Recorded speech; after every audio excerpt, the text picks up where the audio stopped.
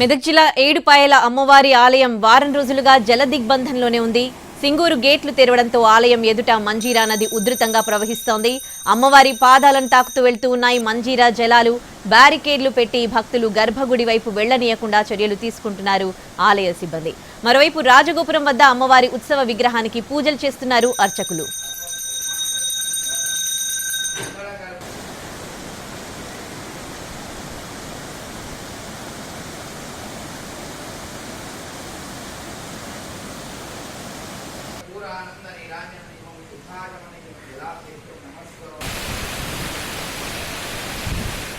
మెదక్ జిల్లా ఏడుపాయల అమ్మవారి ఆలయం వారం రోజులుగా జల దిగ్బంధంలోనే ఉంది. సింగూరు గేట్లు తెరవడంతో ఆలయం ఎదుట మంజీరా నది ఉధృతంగా ప్రవహిస్తోంది.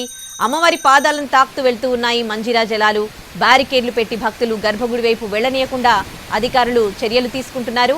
మరోవైపు రాజగోపురం వద్ద అమ్మవారి ఉత్సవ విగ్రహానికి అర్చకులు పూజలు చేస్తున్నారు.